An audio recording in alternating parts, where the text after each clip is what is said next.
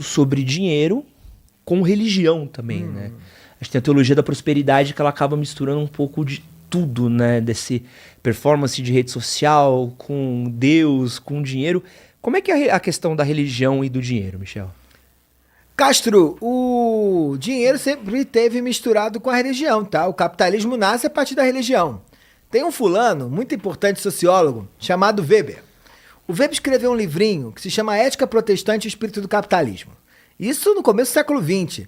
Está considerado um dos melhores livros do século XX.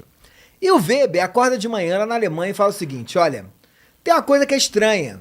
Os países de tradição protestante, em geral, o capitalismo foi muito melhor do que os países de tradição católica. Por que será? E o Weber descobre que os países de tradição protestante, calvinista, eram aqueles países onde duas coisas estavam dadas. O primeiro é que o fulano achava que ele era vocacionado para o trabalho.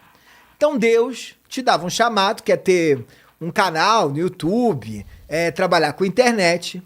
E o fato de você dar conta de fazer isso sem fim, só trabalhar, era um sinal de que você estava dignificando a obra de Deus. Você estava fazendo Deus feliz, porque afinal Deus te mandou aqui para você fazer isso. Agora, teve um segundo ponto também, que era fundamental dentro desse movimento da ideologia, né, do calvinismo que deu no capitalismo.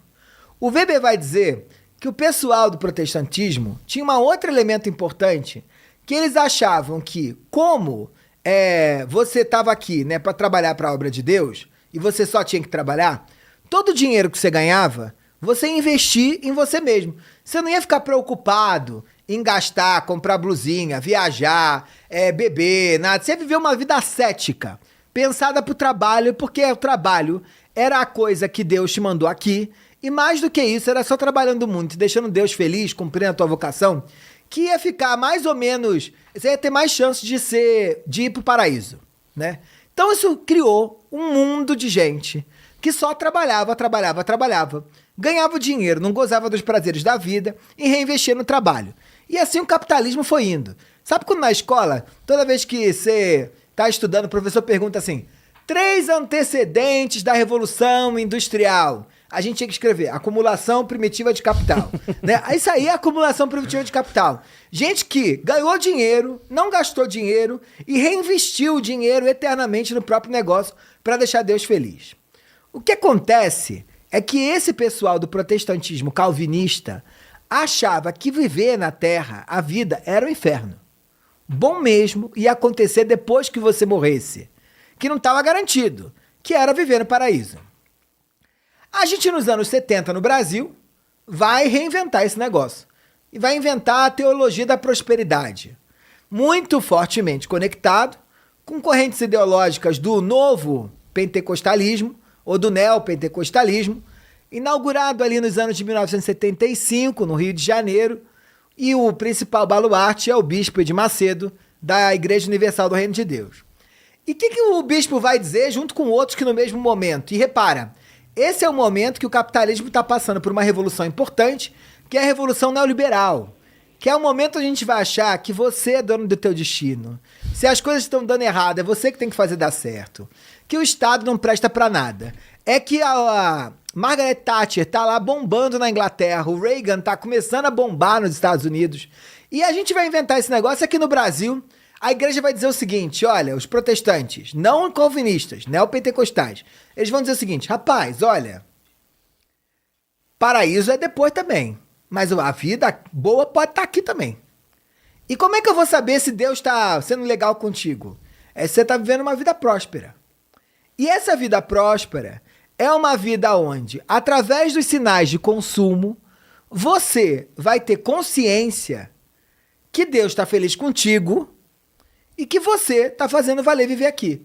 O paraíso não é depois que você morre. O paraíso é na terra. Depois é bom também, mas o paraíso é na terra. E como é que você inventa o paraíso na terra? Virando empresário, é cuidando da tua própria carreira, é pegando o dinheiro que você ganha, não bebendo ou não ficando no boteco, trabalhando, mas tendo uma televisão desse tamanho para você sentar aqui e falar, rapaz, essa vida tá valendo a pena.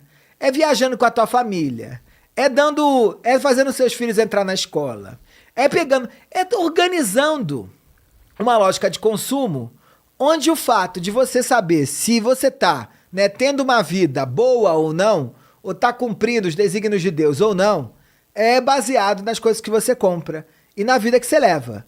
E aí a gente inventa a teologia da prosperidade. Então, isso foi inventado nos anos de 1970, 80 no Brasil, só que fica, né, muito restrito ao ambiente das religiões, né, neopentecostais. Mas o que a gente vai ver nos últimos 5, 6, 7 anos é uma invasão desse mesmo discurso dentro do mundo dos negócios. Então você já reparou que todos os coaches financeiros estão se batizando, vão para Israel, mergulham no Rio Jordão, dizem que usam a Bíblia, né, não como um livro religioso, mas como um livro de conselhos para o mundo do negócio. Você vê os coaches entrando nesse jogo. Você vê os empreendedores, né, mergulhados nisso. Isso, quem assistiu TV Record nos anos 90, no meio-dia ou na meia-noite, com Fala Que Eu Te Escuto, já sabia. Já sabia. O que acontece é que esse era assunto de pastor. E agora é assunto de empresário. Que é uma lógica típica do capitalismo, que é onde as réguas de sucesso, ou de certo e errado, estão diretamente atreladas a consumo. A consumo. E repara, não é a quanto dinheiro você tem no banco. É consumo. É a consumo. Caraca. O coach de dinheiro, ele compra casa com porta de 2 metros, né, no Alphaville. Ele põe, sei lá, uma fortuna, que tá lá, um coach americano, ia dizer, investe esse dinheiro na bolsa. O fulano vai lá e compra a casa de jogador de futebol, com ele ponto, com pista de dança, e ele mostra aquilo, né? Rezando a Bíblia. E dizendo, olha, foi a Bíblia que me trouxe aqui. Eu adoro que eu vi esses dias um muito bom, que é lições com empreendedores da Bíblia. Meu Deus, quem que tava empreendendo na Bíblia? Os caras tá só... E tem um perfil que eu amo no Instagram, que é muito louco, assim, que é o Preachers with Sneakers.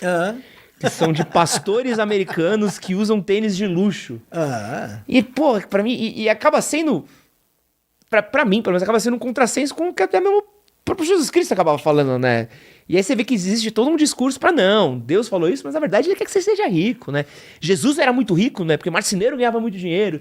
Tem toda uma flexibilização do discurso até mesmo, né? Mas isso é normal, a gente não deve ficar chocado com isso não, porque a Bíblia só continua sendo um livro tão importante em 2025, 2000 anos depois, né, do jogo ter...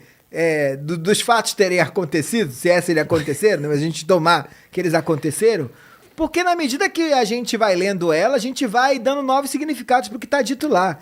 Se a Bíblia não fosse polissêmica, no sentido de há uma história que está lá, que abre brecha para muita interpretação, diferente ao longo do tempo, a Bíblia tinha morrido.